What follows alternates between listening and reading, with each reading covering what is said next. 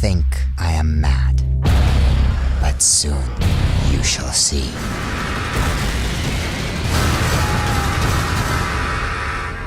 It doesn't take the most powerful nations on Earth to create the next global conflict. Just the will of a single man.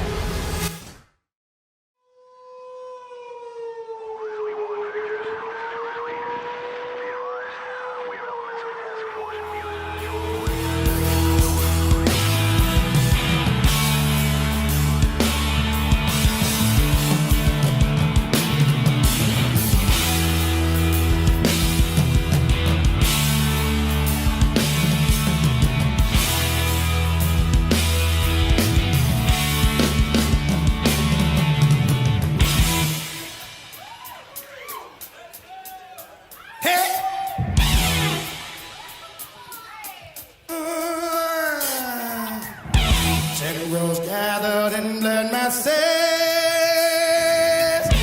just like witches said black masters.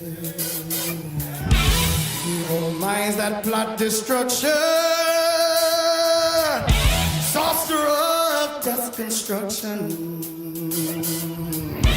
In the fields of bodies burning,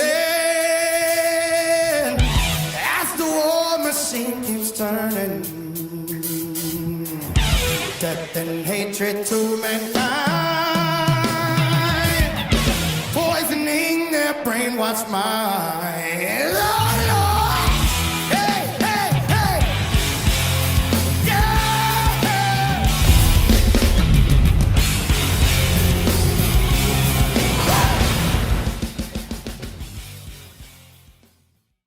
Modern Warfare 3 had monumentally high expectations prior to its release, following up games like Black Ops and being the direct sequel to Modern Warfare 2. With each release being more successful than the last, it was as if Activision had found a way to print money. Just keep releasing games your fans want and the money keeps rolling in. But behind the scenes there was trouble brewing at Infinity Ward. Having released both Modern Warfare and Modern Warfare 2, Infinity Ward had their own distinct style of gameplay and game design. A lot of this can be contributed to these two men, Jason West and Vince Zampella. These two had negotiated beneficial contracts after their initial worldwide success of Modern Warfare. They had secured bigger bonuses, absolute creative control over the series including sequels, and exclusive internal quality control, meaning Activision employees weren't allowed to play the game or submit feedback prior to its release. But sneaky Bobby Kotick had put in a stipulation in their contract stating that if they were fired, Activision would retain the rights to the franchise. So unsurprisingly, the two ended up being fired, and Modern Warfare 3 went on to be developed by a shell of Infinity Ward with some help from Sledgehammer Games. Apparently, before their termination, Bobby Kotick had a ploy titled Project Icebreaker. To quote Anselmo Jason from The Medium, Activision allegedly instructed its employees to, put it simply, dig up dirt on West and Zampella. Former IT director Thomas Fennedy was instructed by former Chief Legal Officer George Rose to monitor the pair's emails, with Fennedy himself admitting to have been asked to hack into the pair's cell phones and computers. On the more comical side, there were plans to distract Infinity Ward employees with a fake fire drill to allow Activision investigators to sneak into the offices and copy Infinity Ward employees' emails. Meanwhile, plans to replace West and Zampella were already underway, indicated by a comparison of salaries between the pair and their eventual replacements. After their termination, lawsuits from both sides were submitted, with both parties eventually settling out of court, which resulted in Activision paying out $42 million to the pair in addition to some undisclosed amounts. So did this void in the development team and absence of its common thread negatively affect Infinity Ward's next sequel, Modern Warfare 3? On the surface, no, not really. Modern Warfare 3 is the second best-selling COD game of all time, trailing only the original Black Ops. But if you dig deeper, what was affected was the style and gameplay on offer. Let's take a look and play through the original Modern Warfare 3 one more time. On a side note, these teaser trailers shown prior to the game's release were incredible. Modern Warfare 3's story picks up right where Modern Warfare 2 ended. We take control of SOAP as we fade in and out of consciousness, floating through the memories of the previous games. Get him inside! What the hell kind of name is SOAP, mate? This safe house is up ahead! Keep moving!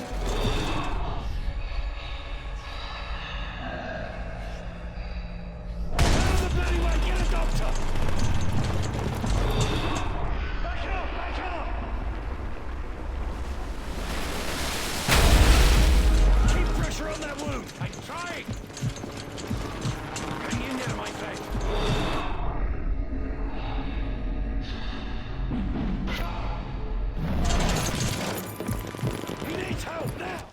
Price and Nikolai wheel us into a room on a gurney as we fade one more time and need to be revived with a defibrillator.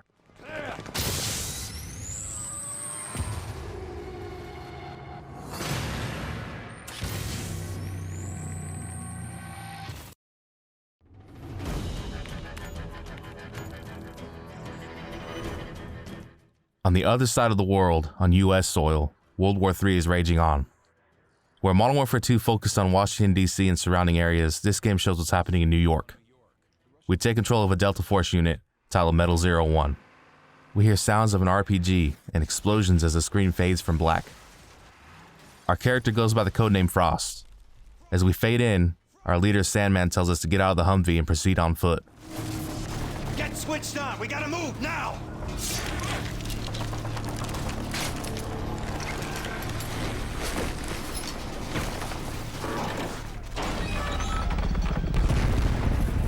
We see Russian forces laying waste to New York as skyscrapers crumble.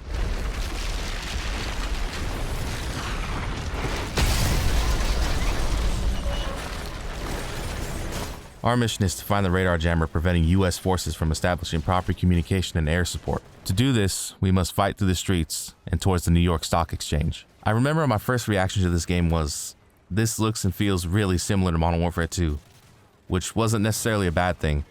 Just not the jump in fidelity that we saw from the first to the second game. As we move through the streets of New York, a Russian helicopter forces us to take cover in a nearby building, where interestingly we can see a functioning TV showing the ongoing war. This mock news station titled CNB has a text crawler at the bottom that displays a very similar quote to what Rudy Giuliani said after the real-life attacks on the World Trade Center in 2001. We proceed through the building and sneak up on enemies in a nearby alley. We're tasked with throwing what's called a 9-bang into the alley, a flashbang on steroids. Toss a 9-banger. When I get fucking flat! This route should take us back. We make our way down the street until we reach the New York Stock Exchange. We can see all the stocks in a nosedive except for Treyarch, Infinity Ward, Sledgehammer, Blizzard, Activision, and War. Holy fucking shit. We take care of the Russian forces inside the stock exchange and move on to the roof, where the radar jammer is. We plant thermite on the jammer and bring it down, restoring communications and air support for the troops.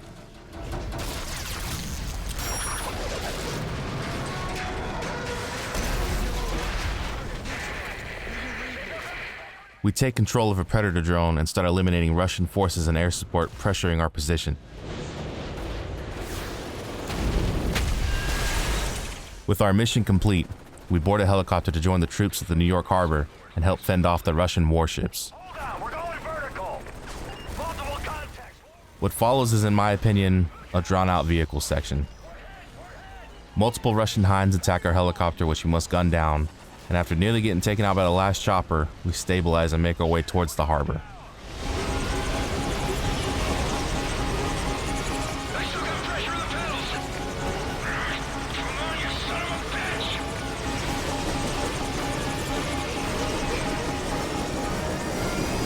Hold on.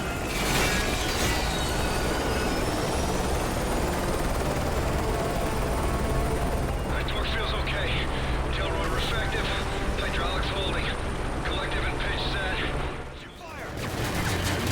As the first mission of the game, it differs from its predecessors by not having a tutorial-like level. Call of Duty 4 had the mock ship time trial, and Modern Warfare 2 had the pit, which timed the player and recommended a difficulty based off the time completed. This game just throws you into the action, which I'm sure some people probably prefer, but I always enjoyed running the time trials and trying to get the best time possible. Before you comment, yes, I know there's a Spec Ops mission that is basically a time trial, but it's not the tutorial level like in the other game's campaigns, so you can fuck off. The next mission follows the same Delta Force group. We start off underwater inside a flooded Brooklyn Battery tunnel, driving the same underwater vehicles that we saw in Modern Warfare 2. We must maneuver through a minefield and plant explosives on the nearby Russian sub to force it to surface. Once surfaced, Delta Force makes entry on the sub and fights for control of the ship's ordnance. Taking out the Ruskies and gaining control, We use the sub's offensive capabilities against its own fleet, taking pressure off the troops in the nearby New York City. This is honestly a short, forgettable mission that I feel could have been included with the first mission as one longer level. The combat feels fine. If anything, the guns feel less unique and less punchy or powerful as the previous entries, and the AI seems to function just like the games before it. At this point, the campaign feels like a lot of the same as its predecessors, without anything new or exciting to help it stand out.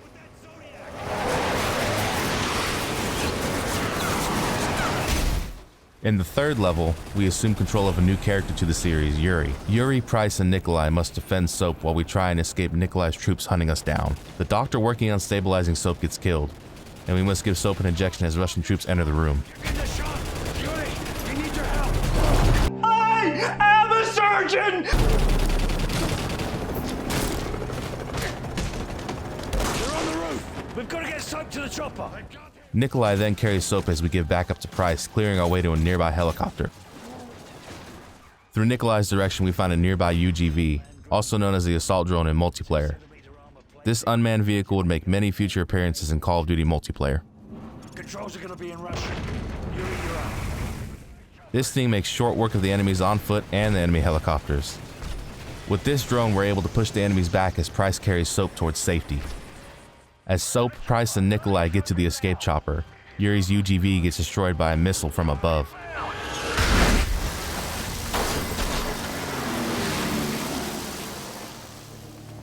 Yuri then attempts to join Price while a UAV continues firing missiles, eventually destroying the scaffolding Yuri is on, sending him tumbling downhill. Bombardiro croc.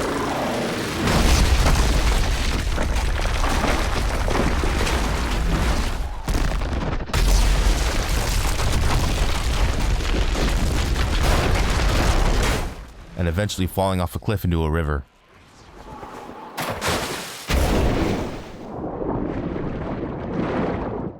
Somehow Yuri survives all this and surfaces from the rapids. Price welcomes Yuri to the group as they try to take down Makarov. The intro for the following mission has Price talking with someone in an online chat named G13. This someone ends up being Sandman, the team leader of Frost in the first mission of the game. Price tells Sandman Operation Kingfish is still in play. But what is Operation Kingfish? Operation Kingfish took place between Modern Warfare 1 and Modern Warfare 2, which involves Sandman and Frost, along with Price, Roach, Soap, and Ghost. The mission's goal was to capture Makarov or information leading to him, while Sandman and Frost provide sniper support from nearby. The rest of the group makes their assault on a warehouse owned by Makarov. The crew also has air support from an AC-130. As the ground crew clears the warehouses of Makarov's men, they discover a room full of info on Makarov's plans to attack Price's crew, presumably in retaliation for Price killing his mentor Zakhaev. This room ends up being a trap, with planted explosives going off as more of Makarov's men close in. As the group try and make their escape, their Angel of Death air support gets shot down. Soap gets injured in a nearby explosion, to which the others must carry him to an evac. Price stays behind to provide them cover, and is eventually captured by Makarov's men. This is how Price ends up in the Gulag in Modern Warfare 2. Alright, backstory covered, the next mission is one of my favorites in the game, titled Turbulence.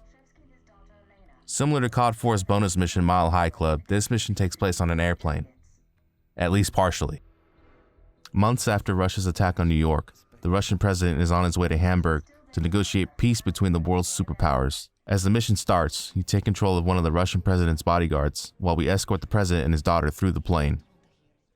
We funnel into a conference room with the president and his cabinet, with debate over the upcoming peace talks. To appease our enemies. We destroy our enemies when we make friends with them. Wait a minute, I'm talking now. If you don't mind, please. As the talks start to get heated, everything gets put on hold as gunfire rings out. Hijackers are attempting to take control of the plane, and our current goal is to reunite the president with his daughter and move them to the safe room. As we move through the plane, we go through moments of heavy turbulence, making it difficult to aim. At one point, the plane even goes to a free fall, causing a zero-gravity effect to everyone on board.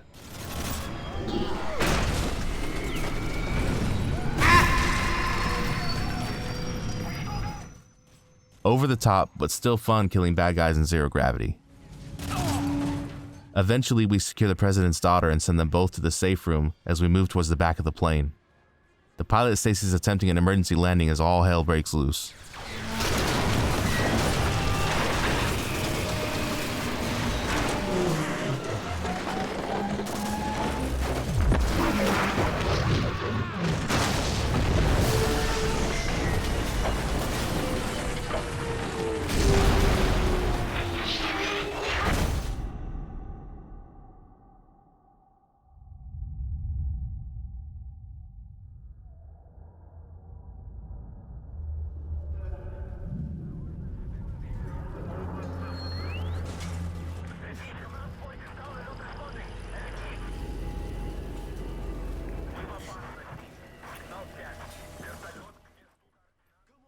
Somehow we survive, waking up and joining the search to find the president.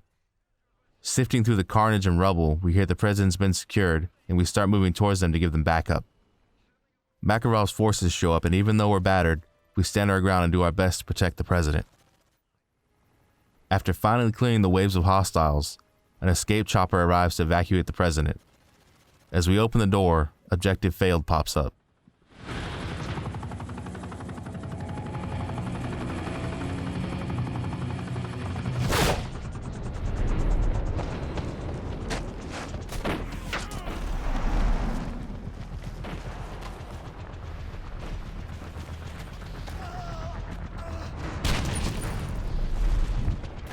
You know who I am? Yes. Then you know what I want. You're insane. Russia will take all of Europe, even if it must stand upon a pile of ashes. I want the launch codes, Mr. President. Never get them. Every man has his weakness. Find the girl. Makarov has done all he can to take control of Russia, now in search of the president's daughter to break the president's will and get the nuclear missile launch codes. The following mission returns us to Yuri, along with Price and Soap. We are in Africa tracking down whatever Makarov is shipping from his factories here. There's a local militia waging war and genocide in the area, and are hostile to the player if stealth is broken. A poor guy is about to be burned alive, which we can intervene to save. The following civilians aren't so lucky, and we watch them get executed, reminding me of scenes from Hotel Rwanda. Unlike that movie, nothing in this mission is particularly noteworthy or memorable. I think the color palette used for the map is pretty ugly, and the gimmicks inside the mission don't help it stand out either. One of which is a drawn-out turret section, followed by the turret getting exploded by mortar fire. The following section at least has something a bit different, with us killing and taking over the mortars, but it doesn't do much to save this slog of a mission. We're now on the way to the second location where the cargo could be, since the first one was empty. And while playing, I noticed this building specifically is from Call of Duty 4's map Pipeline. Oh, the good old days.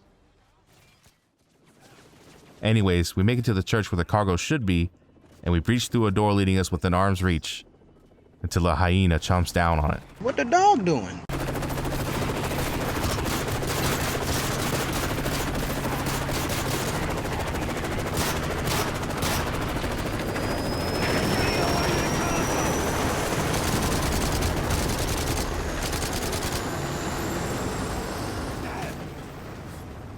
Nikolai, the shipment's gone. We missed our window. What about Makarov?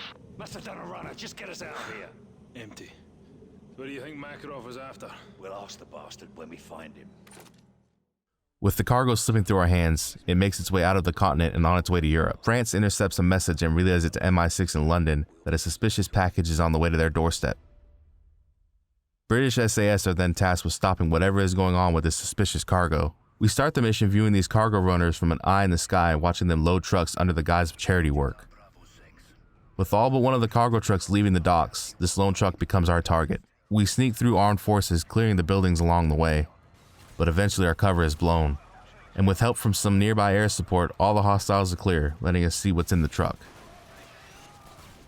Burns, open the doors. Base plate. The lorry is empty. What's the status on the rest of them? Bravo 6, As we discover the truck's empty, another wave of enemies ambushes us. We push through an enemy-infested construction yard nearby. He needs some milk. Clearing out this construction area, the enemies begin falling back into the underground tube, or the subway for uneducated Americans like me. With many of the fleeing terrorists boarding a train, we give pursuit through the active railway in conveniently parked maintenance trucks. Dodging incoming trains and obstacles, we're determined to stop these terrorists from escaping. Aiming your weapon during this vehicle chase is always a pain, but luckily I had the deep magazine P90 so I could really spray and pray. Determined to stop the train before it gets to Westminster, the truck in front of us tries to get a shot at the driver, but they lose control and crash their truck into the lead train, causing the whole thing to derail. And I believe this is where COD's obsession with trains exploding and derailing began.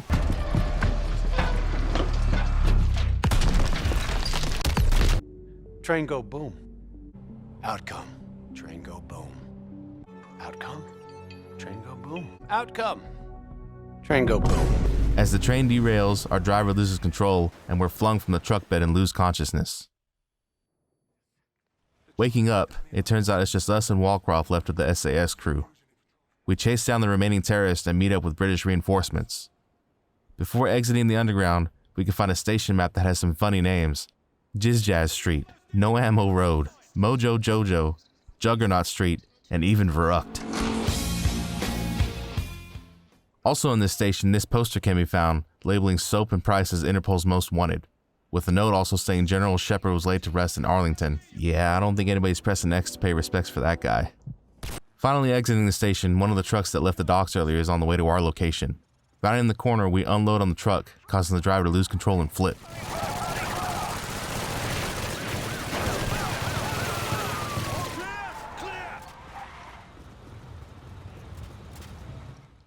Walcroft lets Baseplate know that we secured this truck and asks where the others are. The mission then fades to black as the text Davis Family Vacation pops up in the corner.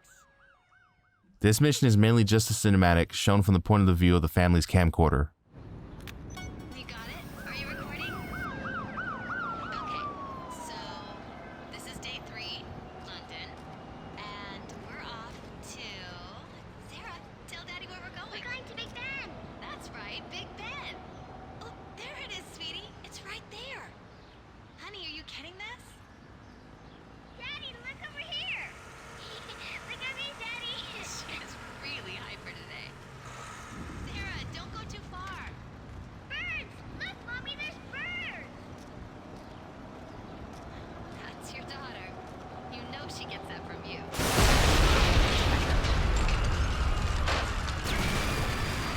Now this mission caused some controversy upon the game's release, showing the death of a child, but didn't seem to stir up near as much fuss as the previous game's No Russian. Train go boom. At 6:22 Greenwich Mean Time, chemical attacks were triggered across Europe. The following intro scene shows that this attack wasn't an isolated incident, but was a start of an all-out war as Makarov's Russia tries to take over all of Europe. Our mission is to rescue the US Vice President from a crumbling Germany.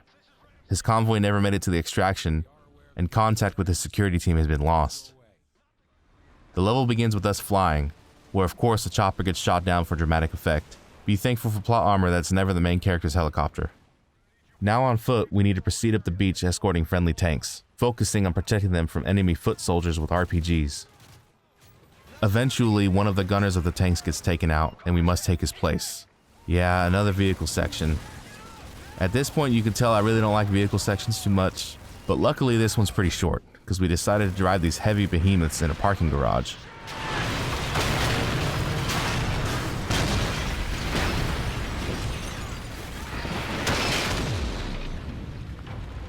Frost!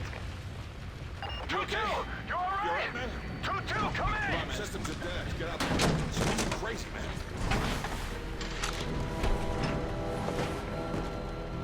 With our tank disabled, Rhino 2's tank pushes ahead while we make the rest of the trek on foot. After killing what feels like the entire Russian army, we reach the VP's convoy, or what's left of it, and surprise, he ain't in there. But conveniently enough, there's a trail of blood nearby leading us upstairs to a closed door. After another breach section, we secure the Vice President and successfully board an Osprey and escape. While researching this mission for this video, I found that a lot of people really enjoyed it, comparing it to previous missions like COD 4's Charlie Don't Surf, which surprised me because I don't think this mission's memorable at all. Part of the problem I have with this mission, and to some extent the whole game, is that nothing here feels new or fun. I feel like there's lots of set pieces and sequences that were already done in previous games and done better. Another repeat offender is, again, I feel like the color palette used for this mission is terrible. Everything's got an ugly sort of piss filter on it, like we're in Mexico in a Breaking Bad episode. Maybe I'm just a hater, but let me know what you guys think. From an okay mission to a great one. Return to Sender starts with Price talking to Baseplate, who turns out to be Macmillan from Call of Duty 4. He is initially reluctant to help Price due to him being internationally wanted for Shepard's murder, until Price brings up how we saved his ass in Pripyat. Macmillan gives us information on a Somali warlord named Warabe, who has connections to Makarov and the chemical attacks. The crew decides stealth isn't an option, and we challenge Warabe's compound head-on. Look at me, sure. Look at me, sure. I'm the captain now. We take control of Yuri riding in a jeep towards the compound, and we can see a giant sandstorm moving across the horizon. Nikolai is also here providing assistance in extraction from an attack chopper, and he helps us out by blowing up the front gates, allowing Price to drive his Jeep through them.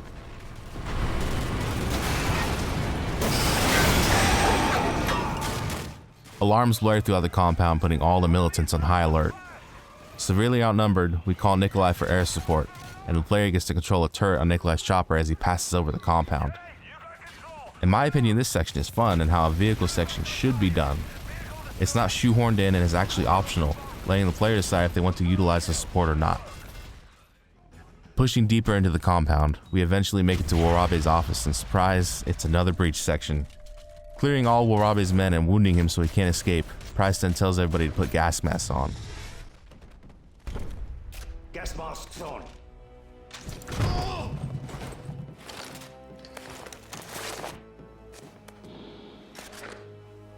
Look familiar. No, please!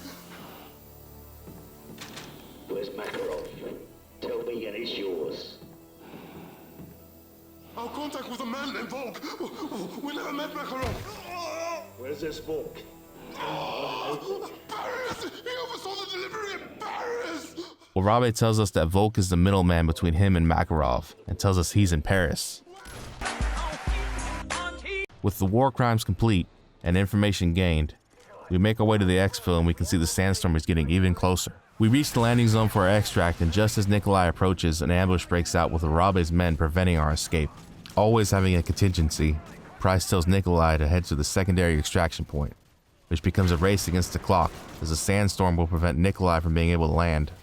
With that in mind, we make our way through even more Somali soldiers as the storm closes in. We make it to the second extract point, which ends up being a building under construction. We make it to the roof, but there's too much gunfire for Nikolai to land, so we take control of the turret one more time and try to clear them out. One of the militia members gets an accurate shot with an RPG, sending Nikolai's chopper into a spiral, barreling towards Price and company on the roof. Luckily, there's a rappel nearby and we're able to get off the building just before getting stuck in an industrial slap chop.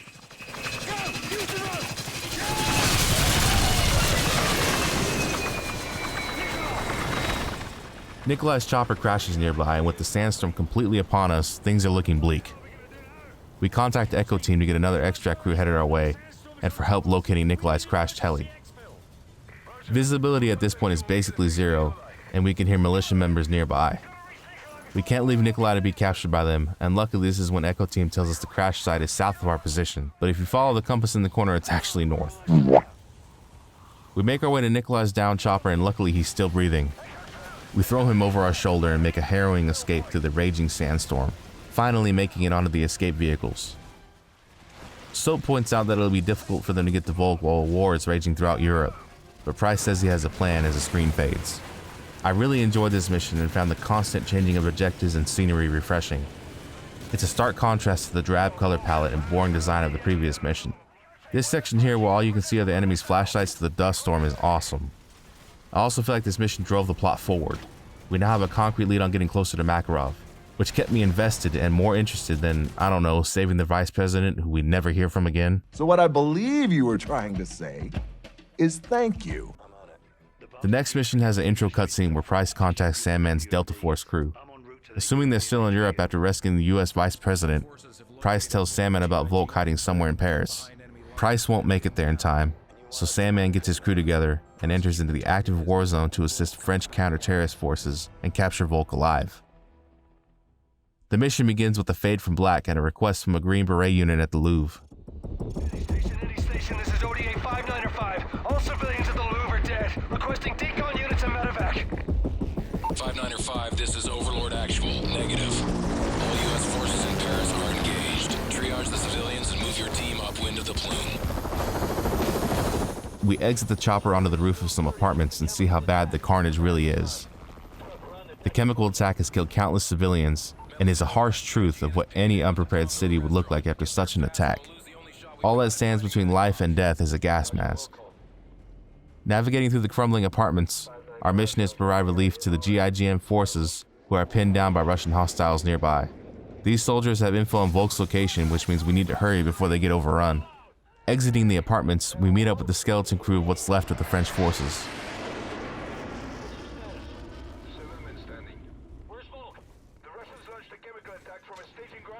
They inform us of Volk's location, hiding in the catacombs below Paris. For those who don't know, the catacombs beneath Paris are a large series of interconnecting tunnels that were originally mine shafts to remove large limestone deposits. These mining exhibitions date back all the way to the 1300s. These tunnels are estimated to be over 186 miles long. Of that length, a little over 1 mile is the home to over 6 million corpses. In the 1800s, Paris was a quickly growing city. As the city's population ballooned, so did the need for public services, like proper burials. All the cemeteries were overflowing with dead bodies, and public health concerns forced France to come up with a solution. Their solution was to use the now decommissioned mining tunnels underneath the city as a sort of underground cemetery. It took over 30 years to transfer the 6 million bodies underground, and many of the skeletons and bones have been put in place in decorative patterns. It's crazy to think that below ground you have this claustrophobic death pit maze, but above ground you have incredible art on display like inside the Louvre or even the Eiffel Tower. The French soldiers know the nearest entrance to the catacombs, but to get there we had to fight through heavy resistance from the Russian forces. Luckily we have air support from an AC-130, and with one smoke grenade we rained freedom on these Ruskies.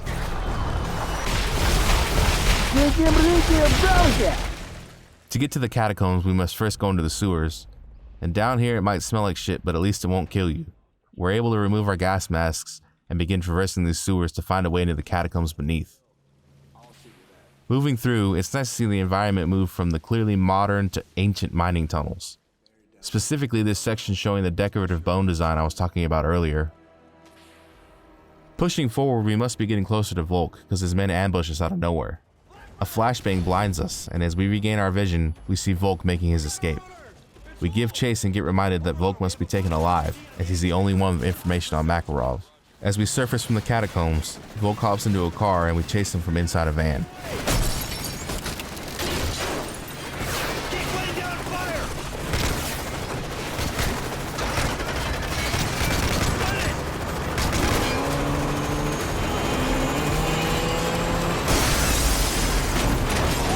Bruh.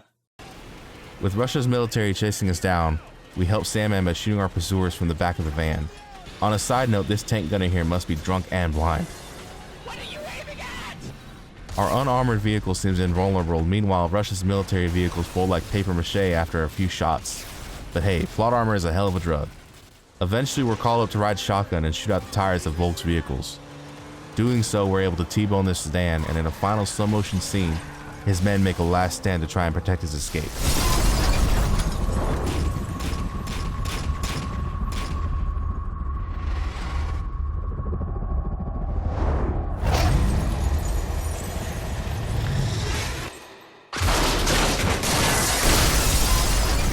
Rapid vehicle is down! Get out! Come here, asshole.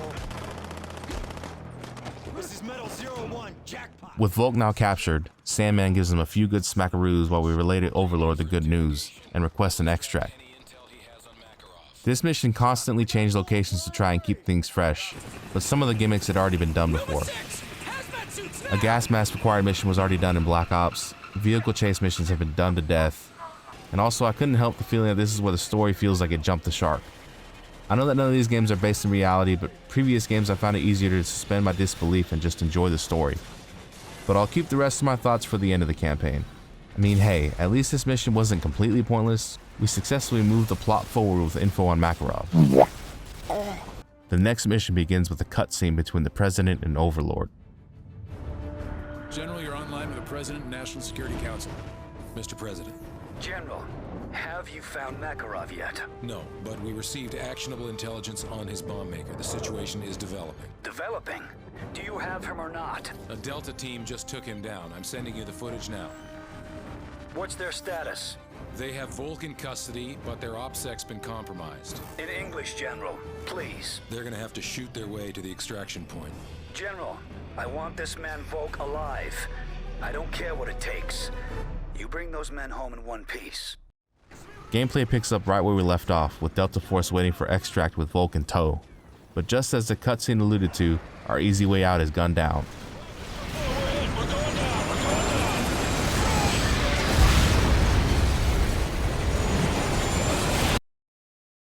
Train go boom. The President gave Overlord the green light for any and all support to the Delta crew, including a fully fueled and armed AC-130.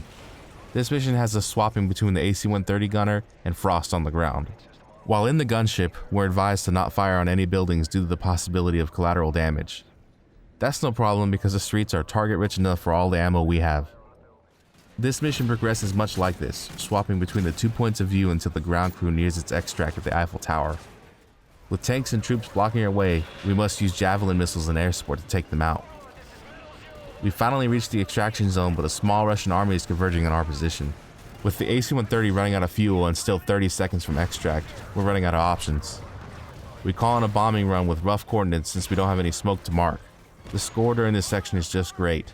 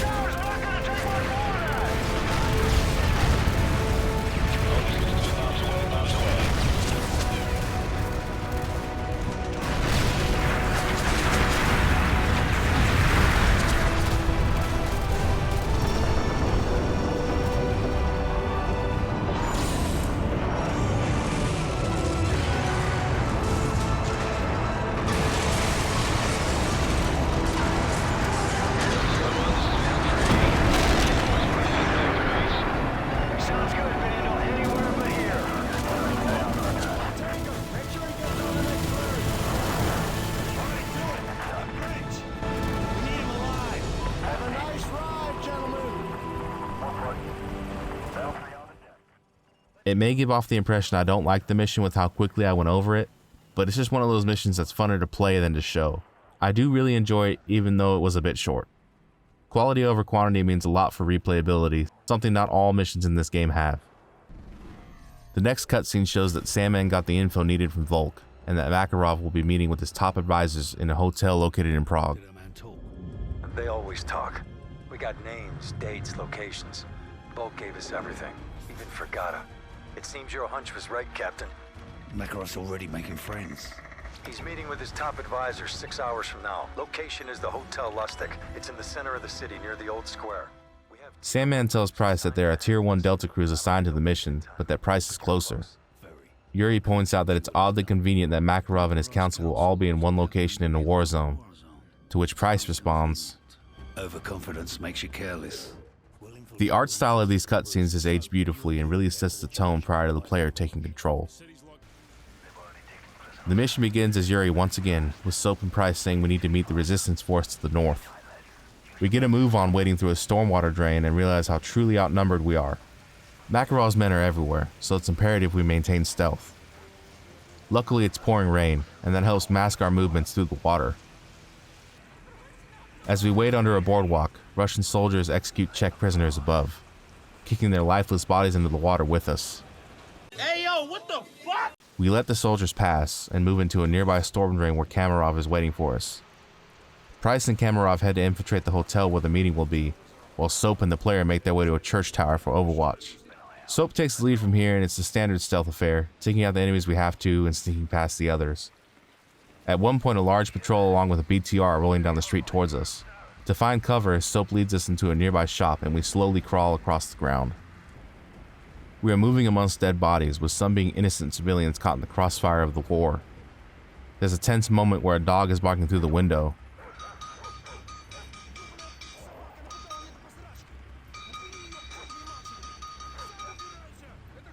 But luckily the soldiers dismiss his alerts. As Soap pulls off his best ninja fuse, the Russian soldiers execute one of the wounded civilians and move on. This is our window of opportunity to sneak by, and we use it to get to a nearby alley. Hopping the fence, Soap gives his soldier a bohemian handshake. We take cover and witness Russian soldiers in a courtyard, with another BTR being airlifted in. As we set up to take out the scouts on the roof, Price and Kamarov instead do them in before we can take the shot. It's revealed here that Price has brought some friends along, and that stealth is no longer needed. As we try to push towards the church, an armored BTR rolls up, stopping our progress. Soap distracts the gunner and directs us to grab a conveniently placed RPG. Rocket launcher. That taken care of, we take cover by moving through a nearby building where this weird dialogue takes place. Can't talk right now, place. We're busy. All right, we're gonna cut through the buildings and find our way to the church. Copy. We're on our way to the hotel. Good luck.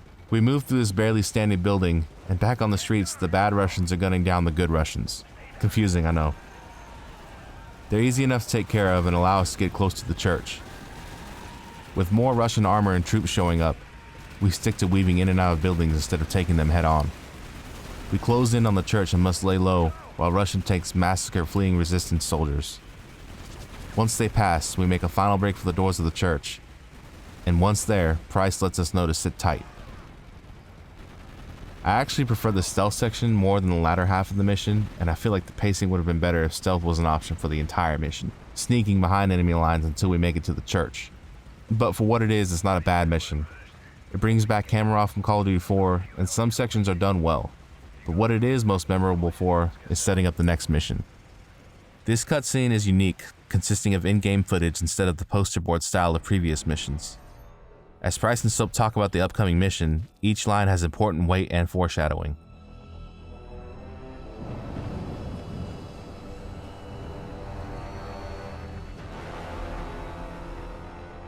Which vehicle will he be in?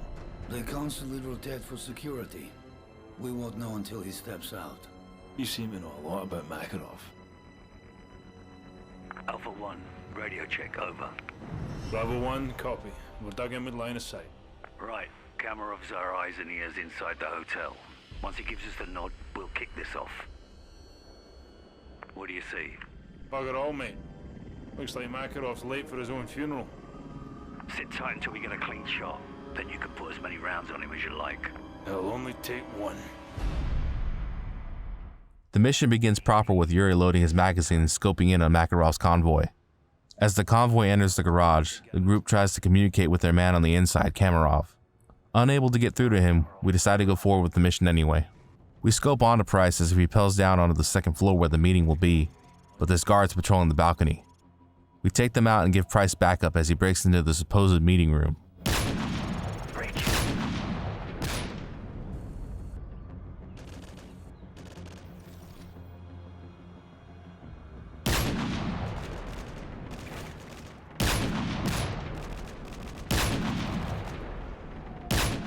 As the elevator opens, we find out why Kamarov wasn't answering.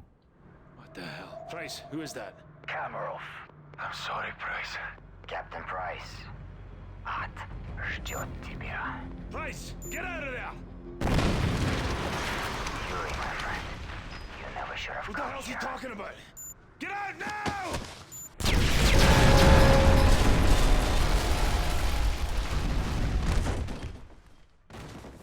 As we fall through the scaffolding, there's clearly more to Makarov and Yuri's relationship than we know. Soap took considerable damage from the explosion and fall, and Yuri must help him move to safety as Price clears a path. Eventually, we put Soap down and trade places with Price. At this point, Soap might be delirious as he calls for Nikolai to get them out. Eventually, Price sets Soap down and the Resistance shows up to help us out. Soap is heavily bleeding and something needs to be done quick. He's carried into a nearby bar and set on a table when this scene happens.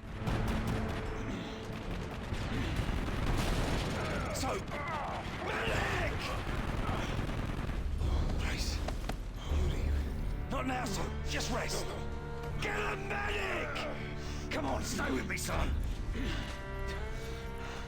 Price. No. Makarov knows. Yuri. Oh, no! Soap! No! Price! Soap! You have to go now! Get off me! This pistol has swapped owners 3 times, from Price to Soap, Soap back to Price, and finally resting with Soap. Price takes Soap's journal, which actually has a real-world counterpart that was included with the premium edition of the game. Having researched this journal, it has so much lore and backstory written from the perspective of Soap. Drawings of the mock-up cargo ship from Call of Duty 4 with times to beat written down. Another page talks about the aforementioned pistol, and how Soap treasured it after assuming Price was dead after they split up between the events of the first and second game. Seriously, if you've watched this far, go read a transcript and look at the pictures included. Anyways, with Soap dead, Price momentarily loses focus until the Russian forces start firing into the building. Price leads us into a nearby cellar where this happens.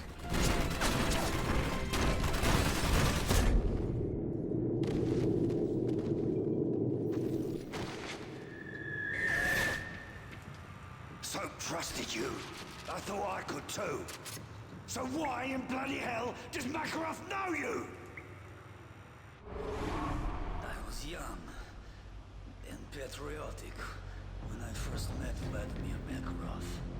Yuri, wake up. Zakayev wouldn't want you to miss this. This deal will generate millions for our cause. Money can buy many things, even power.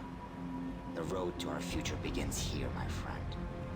Что значит маловато? Я думал, мы договорились.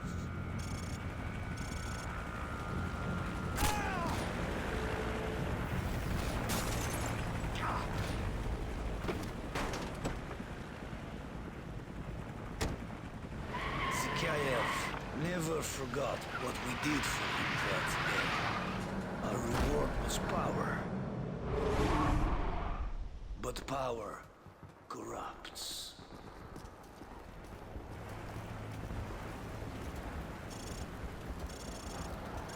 Today, we show the world our true strength. Perhaps it will give you some as well. Is everything ready? Do it. Thousands of souls extinguished by the push of a button.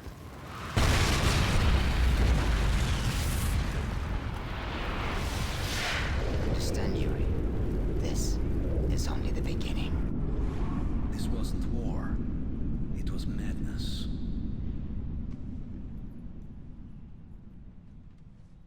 So it turns out Yuri was present in a lot of the key events throughout the series so far, as one of Makarov's allies. But seeing how batshit crazy he was, Yuri tried to stop Makarov prior to the events of No Russian. His betrayal was unsuccessful, and he was instead shot and left for dead.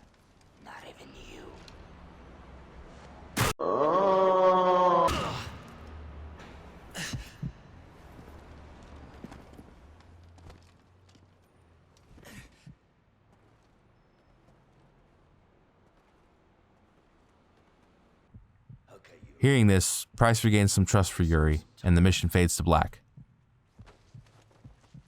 Watching one of the major protagonists die was sure to make this mission memorable, and the soundtrack during this scene is especially great. It's an intense race to try and get to safety and rescue Soap, but it just can't be done. In Soap's journal I spoke of earlier, the last page has this written on it, in a different style from the rest of the pages, implying it was most likely written by Price. This excerpt is from a poem written by James Elroy Flecker, and is what's inscribed at the real-life Hereford clock tower in the SAS barracks.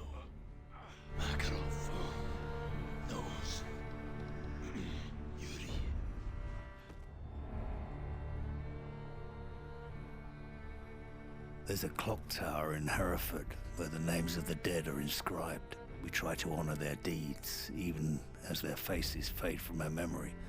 Those memories are all that's left when the bastards have taken everything else. The next mission begins the final act, with Price asking McMillan if he knows where Makarov's suspected munitions hideout is. A location. Our Russian says Makarov used to cache weapons at an old castle near Prague. He's got nothing more solid than that. Can you trust him? What choice do I have? He's got his own reasons for wanting Makarov dead. With only one way in and out, Price and Yuri parachute in to maintain stealth. While flying in, Price pulls off the most bullshit two-piece I've ever seen. One.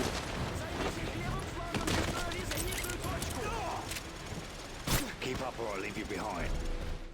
The mission plays out from here as a stealthy infiltration led by Price. Avoiding spotlights and patrolling guards, we plant some explosives for later and move into the security room.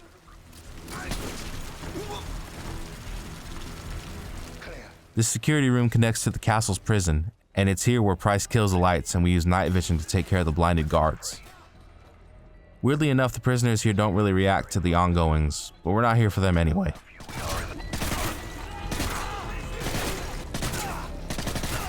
Eventually, the guards grow a brain cell and throw some flares to shed some light on the situation. No, get those lights off! Off! This location is a breath of fresh air and one of the more unique settings in the game. The design is great and the atmosphere is spot on.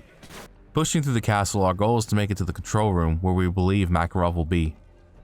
We place into the C4 on the bridge and make it to the main section of the castle. Price comes up with a better idea, as opposed to going in guns blazing.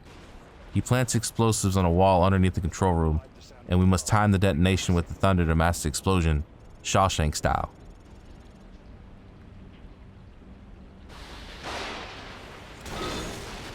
With the wall thoroughly unwalled, we can climb up the rafters to catch a peek into the control room, where we see this. I will not bow to the demands of terrorist stocks. I will die before I surrender the nuclear launch codes. Makarov, I see. This is what we're dealing with, brothers. A stubborn old man hopelessly out of step with the changing world. Sir, still no response from the security room. Will change. Get down there. Find out what's going on. Alexei, has your intel been confirmed? Yes, sir. Our men are on their way to Berlin. Well, Makarov wasn't here, but we know his next move. He's trying to get the launch codes out of the Russian president, and will use the president's daughter, who is currently hiding in Berlin, as leverage to get what he wants. We now know where we need to go next, but we've got to escape this madhouse first, which won't be easy since the bodies we left behind have been discovered. To buy us some time, Price throws a grenade in the control room and tells us to jump down.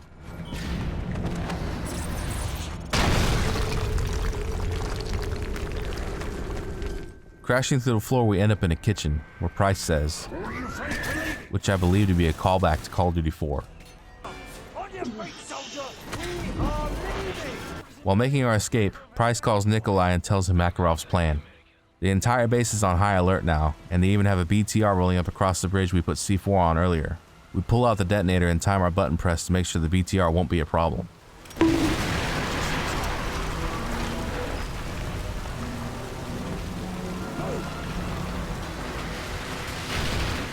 With that clear, we make our way to the entrance courtyard and hop in a Jeep to drive out of there. Oh, and Price blows up one more BTR on the way out for good measure. We haven't escaped yet though, as more Russian forces block the roads in front of us.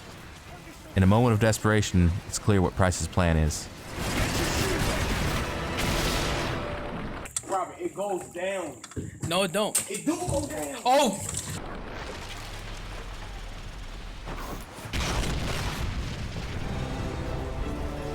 This mission is great. I think it's the perfect amount of stealth and action.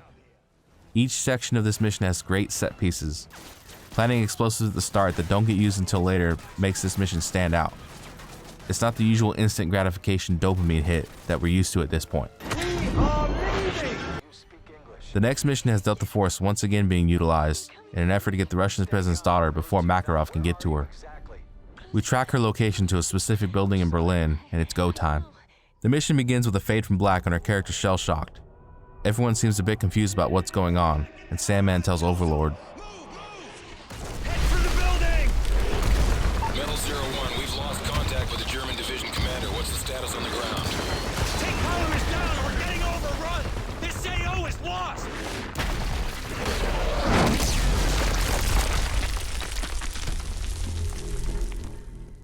A flashback to 20 minutes prior shows us what happened. A group of American helicopters is en route to the daughter's location, and we're tasked with providing overwatch to the rescue team. As we land on a nearby building, our neighboring chopper gets blown the fuck up. Once on the building, we must get to the roof to provide sniper support. On the way there, Sandman absolutely dump trucks this poor guy. Getting to the roof, we kill all the enemies here and take out our sniper so we can get to work.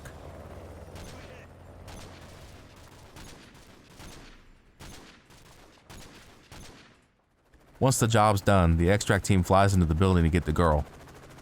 As soon as they land, more enemies push towards their position, which we're expected to help out with. A tank starts rolling up the street towards their building, and we get to mark the location for a strafe run.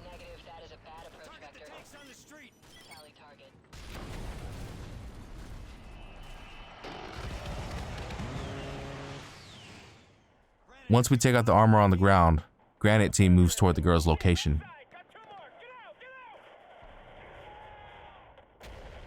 With the extract team getting one-man army noob tubed, we're now the extract team. We rappel off the building to link up with German ground forces nearby. On the way there, we find the downed chopper from earlier and see the fate of those who were on board. Joining up with the German forces, we once again have to use a conveniently placed RPG. Doing this, we're able to unite with the German tanks and use them for cover to push towards the hotel. Now, it's been 14 years since I completed this game on Veteran, but I still remember this section stuck in a bag of dicks. Anyways, as we inch closer to the hotel, uh-oh, it's a trap.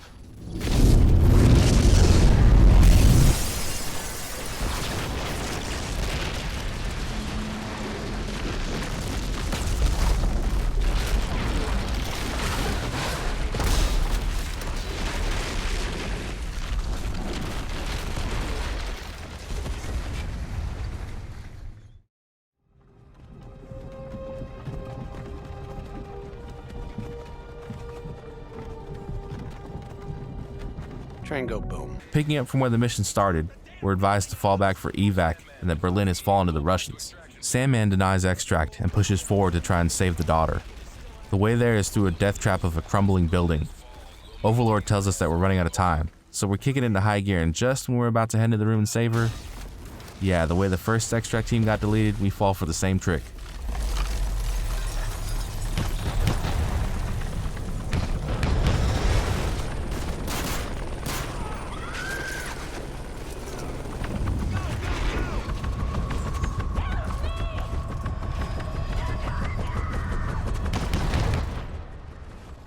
We're too late.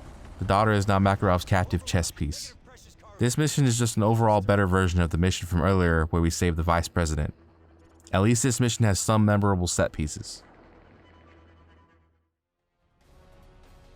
With us fumbling the girl, Sandman notified Price that the chopper's headed to a mine in Siberia. Price tells us that this is our last chance to save the president before he gives up the nuclear launch codes to Makarov. We're on Makarov's home turf now, so we can assume things are going to get real busy once we make our assault. The mission starts with a fade from black in an elevator. The player takes control of Yuri as Price takes out one of the guards. Our mission is to support Sandman and crew and secure the Russian president and his daughter. For some reason, Sandman's crew does not include Frost, which is explained by the DLC mission Black Ice. Riding the elevator down, we eventually come to a stop as the doors slowly begin opening.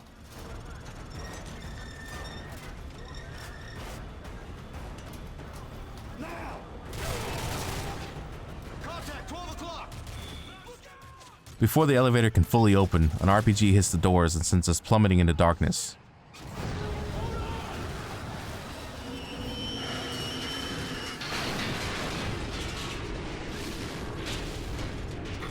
On uneven ground, we put our night vision goggles on and fire out of the broken elevator doors at the Russian troops outside.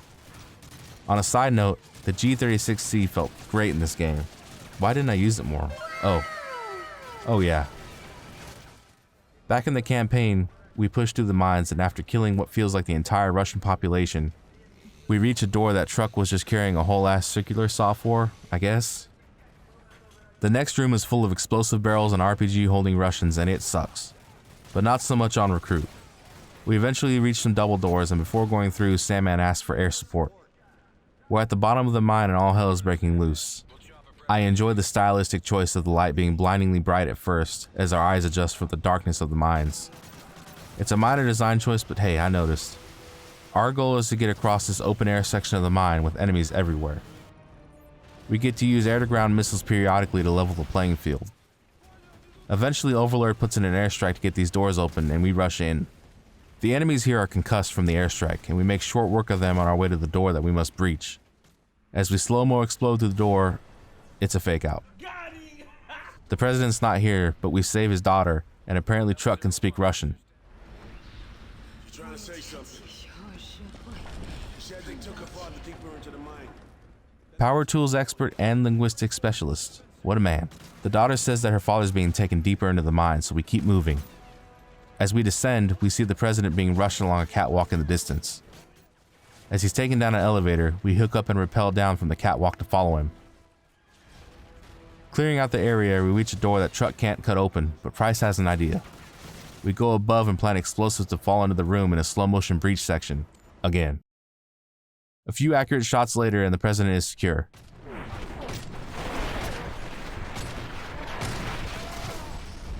Counter-terrorists win. We relay the good news to Overlord and tell them we need some evac to come to us since the mines are coming down around us. It turns out this is what Frost was doing, planting a module in another area of the mine that initiates the self-destruct. Which I don't know why you would do that before making sure the hostages were out. This seems like an afterthought DLC mission because there are cut files from the campaign mission that indicate Frost was originally supposed to be present. In my opinion, he was taken out of the mission later in development to give us a protagonist or returning character in future games that never materialized. After securing the Russian president, we must hold our location as we wait for extract. Enemies here don't stop spawning, but luckily there is a turret you can take control of if you feel so inclined. Eventually 2 helicopters show up to rescue us, and one gets hit by an RPG. Yuri gets knocked unconscious, and as we wake up, Delta Team tells Price to get the president out. Price begins dragging Yuri to the chopper, and we try our best to cover our allies. And this part is another point where you really have to suspend disbelief. With how many guns currently firing at our group, they'd be turned to Swiss cheese very quickly. But apparently these guys got blindfolds on and not hitting a damn thing. I can't see fucking shit out of this thing. We board the chopper with Price, and it's clear Delta Force isn't going to make it out. The pilot can't wait around any longer, and Delta Force is left inside a crumbling mine with countless Russian enemies.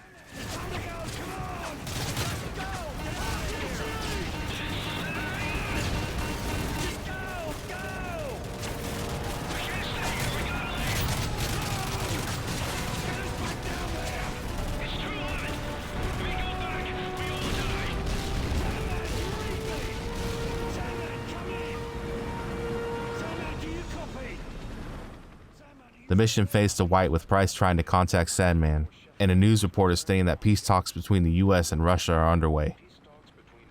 This is one of the few missions that I found I enjoyed more now than the first time I played it all those years ago. The setting is enjoyable, and the mission as a whole is majorly impactful to the plot. The one thing I don't think landed the way the developers thought it would was the sacrifice of Delta Team. I had no emotional connection to these soldiers. They almost feel generic to me.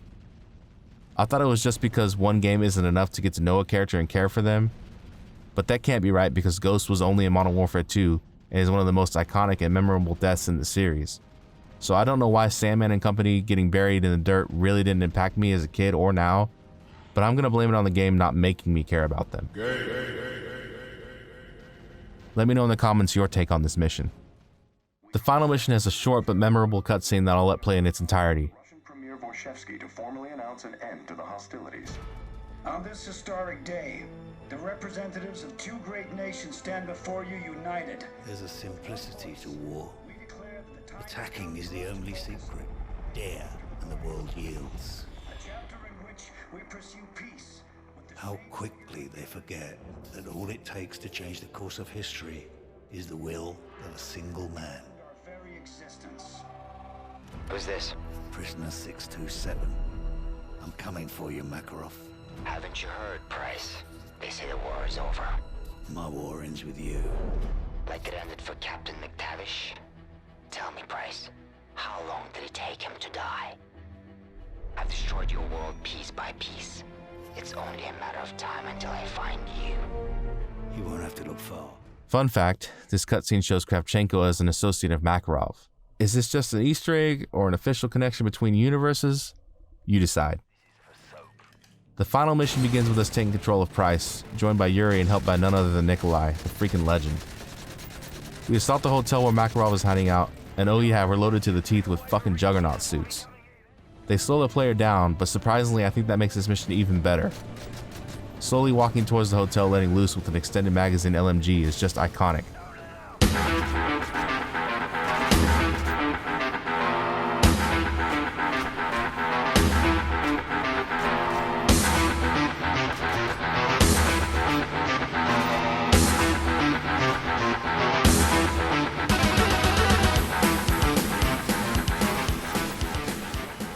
As we move through the hotel, I notice how great of a location and set piece this is for the last mission. Playing as Price in the final mission of the series makes it even more iconic. We eventually make it onto an elevator, and as we ride it up, an attack helicopter opens fire on us. This section is just a blast to play, firing relentlessly at this chopper as we rise into the sky. 1,000 rounds later, the bird loses control, but oh no, it crashes towards us, ruining our ride and our Juggernaut armor. Yuri helps us up and we take off the damaged suits, but the elevator we're in is barely standing. Nikolai luckily is able to send another one just in time.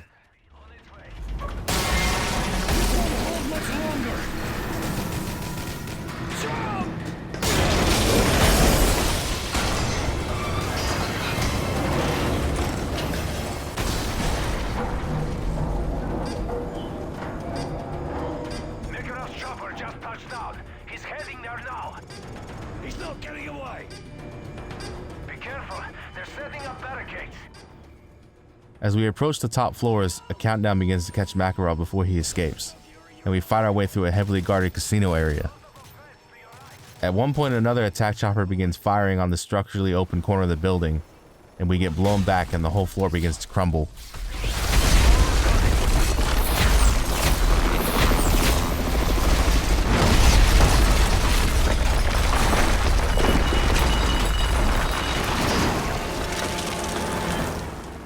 One QTE later and we're hanging off a deadly edge by some exposed rebar. Speaking of exposed rebar, Yuri ends up getting impaled and tells us to go on ahead and forget about him. Chasing Makarov onto the helipad, we're able to jump and catch his helicopter just before he escapes. We take out the pilots of the helicopter, but the controls are fried and we crash back into the hotel.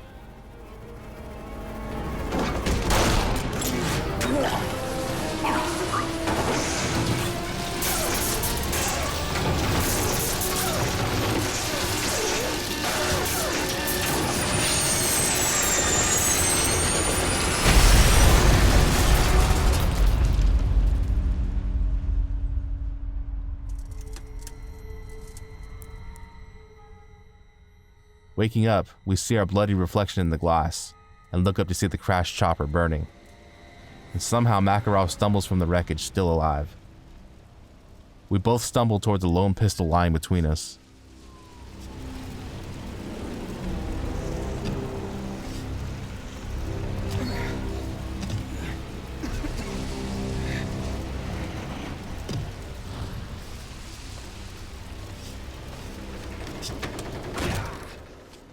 He beats us to it, and just before he pulls the trigger, Goodbye, Captain Price.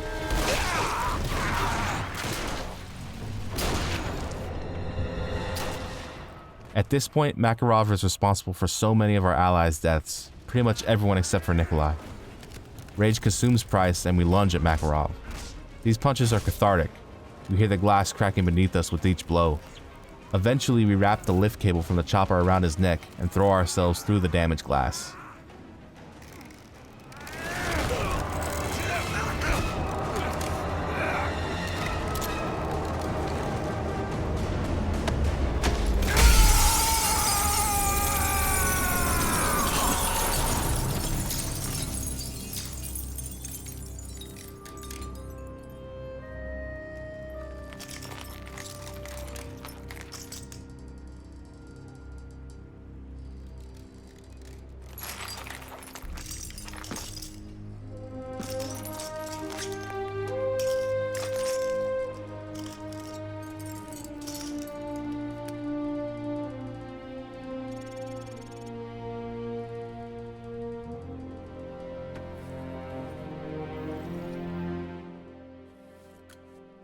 Makarov's neck thoroughly broken, our war is over. The only thing left to do is light up a stogie. The mission fades to black and credits roll. After the credits, we get a picture of the crew from Operation Kingfish, with Price the only survivor. Or is he? Interestingly, there was some cut content recently discovered that showed a different ending with the mysterious shadowy figure lurking about.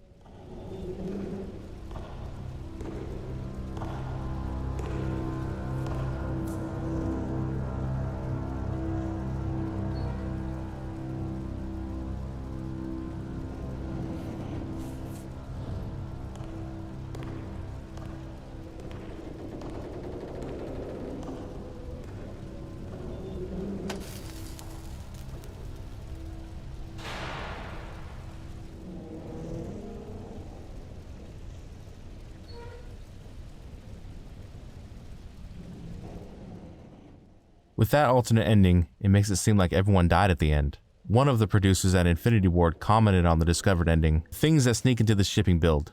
None of us at Infinity Ward were going to let Price die. We killed Soap, which propelled Price's motivations into the third act, but someone had to draw the line at killing Price.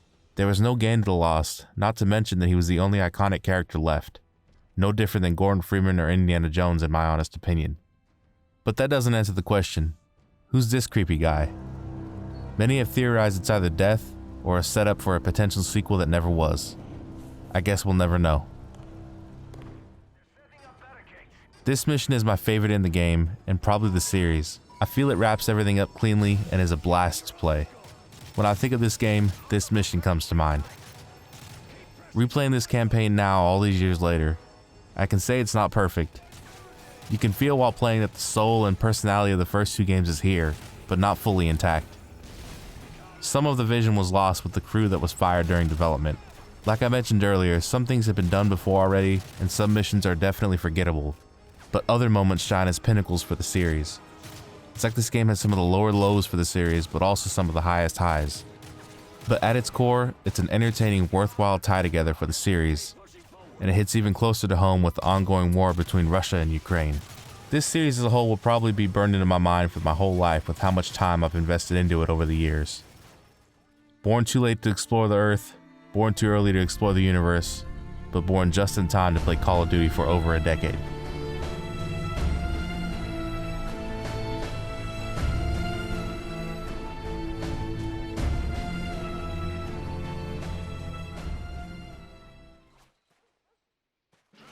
Modern Warfare 3 had not one, not two, but 3 different side modes other than multiplayer.